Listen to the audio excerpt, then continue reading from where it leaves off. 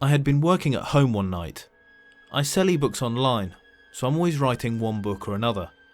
I was on fire this particular night, getting lots of work done, when the power for the entire apartment building suddenly went out. My laptop is a super high performance laptop, which is great, but without any electricity, you're only looking at about an hour tops. It's crazy to think that some of the most expensive pieces of equipment give you the least amount of battery life. I decided to go out in my car and see where would be open late at night that would not only have Wi-Fi, but some electrical sockets. I drove down the highway until I eventually stumbled across a McDonald's on the back of a housing estate. It was about 10 PM at this point, and there were quite a few people inside the McDonald's. I only ordered a coffee because I could not stand McDonald's food. I sat down at my table and began working away. I get so into writing sometimes that hours can go by without me even realizing.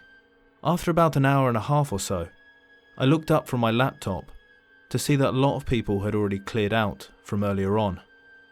I also noticed a very strange looking man that I had not seen earlier. He was standing in the corner with his arms folded and his head down. He had a black hooded top on with the hood pulled up over his head. At this point, I didn't really think anything of him at all, other than he looked a bit weird and quite out of place, and I went back to my work. A little while later, I noticed he was now sitting a few tables away from me. He was still doing the same thing. He had his head down, his hood up, and his arms folded. He had not even ordered anything. It was just so weird. Like, who does that? Who goes to McDonald's and just stands around with their hood up? I tried my best to get back to work. I was on a tight deadline, and I really just wanted to get this chapter I was working on done and out of the way. When I looked up the next time, I thought my mind was playing a trick on me, but sadly, it wasn't. This hooded figure of a man had moved tables. He was now only 2 tables away from me. I looked over at his direction, but he was just staring at the floor. I thought that it could have been a coincidence and decided to stay focused on my novel. I was about to get up to order another coffee when I looked up.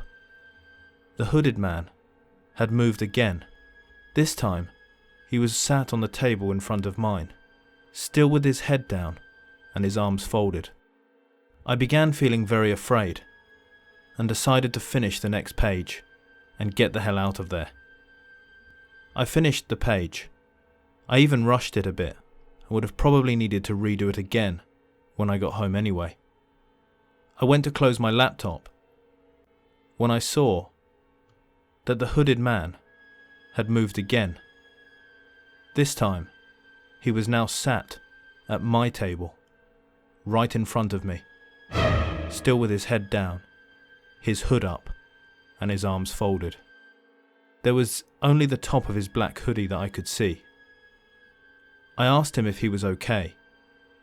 He didn't respond. He then paused for a really long time.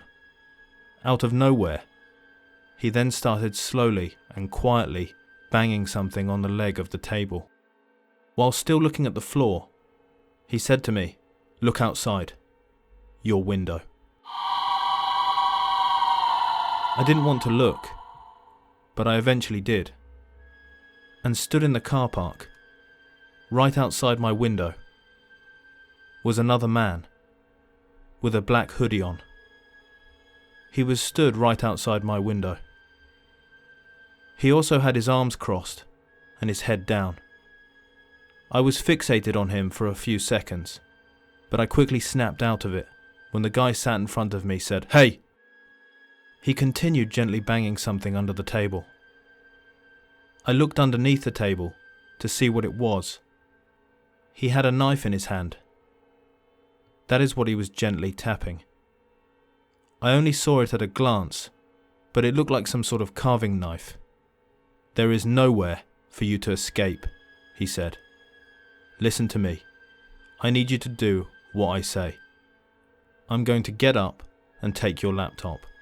I also want you to pass me your phone and wallet over the table and make it look as casual and as normal as possible."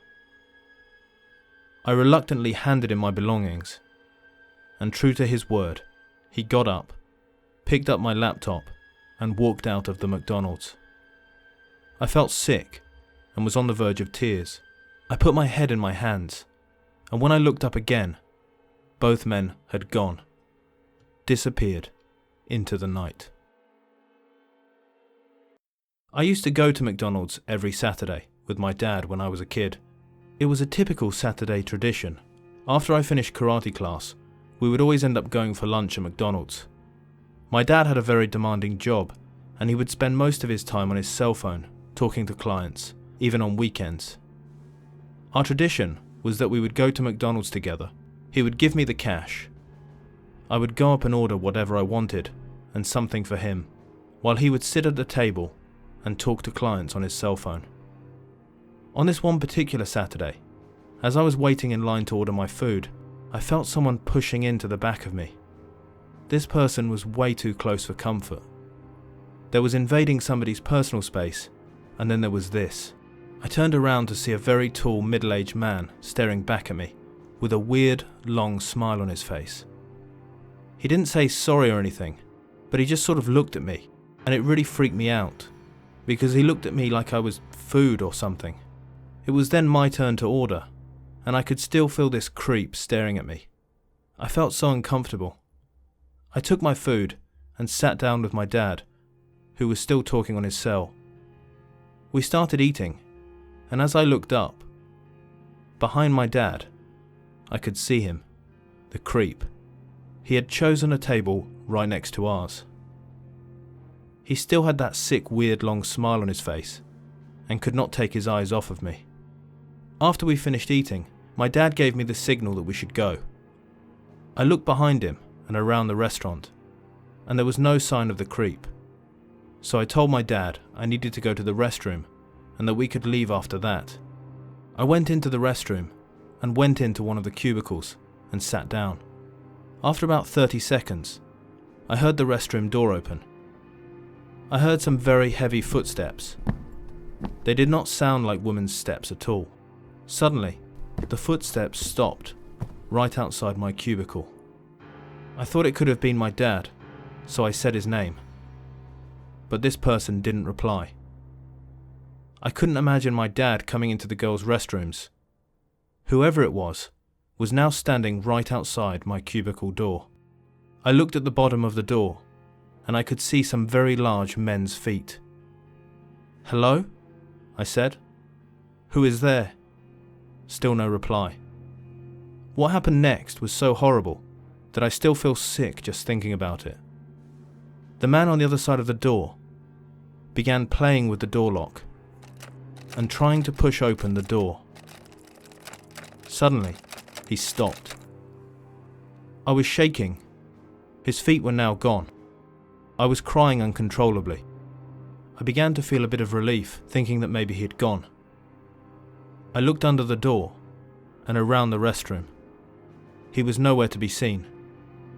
I stood up and began thinking about leaving the cubicle when I felt someone's breath on the side of my face.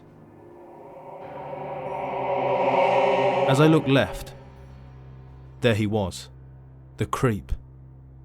He had followed me into the bathroom, and he had gone into the cubicle next door and was looking over the divide at me, with the same twisted smile on his face. I screamed at the top of my lungs. I then felt the man stroke my hair with his hand. He then ran off, and I heard him open the door and run out of the restroom. I continued screaming until a member of staff eventually came in. By this point, the creep had already escaped, and my dad had been oblivious to the whole thing. I didn't go back to the McDonald's for a long time after this, and I tried to avoid public restrooms as much as possible. This night was kind of freaky and pretty unexplainable. I'd been working the graveyard shift at McDonald's. The restaurant itself was shut, and the only thing open through the night was the drive-thru. At around 1 a.m, we started getting these weird prank phone calls. It was this guy that would call up and ask a normal question, like what time are you open till, or do you have any specials on, and then randomly at the end of his call, he would say, "Are you ready to die?" and hang up. It was probably just some stupid kid, And prank calls to McDonald's happen like all the time. People call up asking to speak to Ronald McDonald, and some even start asking why Burger King is better, and nobody really thought anything about these prank calls. About 3 hours had gone by into my shift when someone pulled up to the drive-through speaker, placed their order, and as I told them the price, they paused, and I could swear I heard them say, "Are you ready to die?" "Excuse me?" I said. They kept deadly quiet. This person's voice sounded exactly the same as the guy that had been phoning earlier through the night. I watched over my colleague's shoulder as a car with tinted windows pulled up to the drive-through window to pick up their food. I wanted to scream, "No, don't serve him," but no words would come out. The car eventually rolled down his windows, and inside the car, it was just pitch black. I then saw a hand reach out and take the food. Once he had received all of his food, he just sort of sat there. Inside his car was so dark that we couldn't actually see him, but he could see us. He sat there for ages, literally minutes, not moving. My colleague asked him if everything was okay, but he didn't say anything. He then randomly out of nowhere just sped off out of the car park. I never saw him come back through, and I don't know if this was a weird prank that someone did for YouTube or something, but it was very freaky and weird.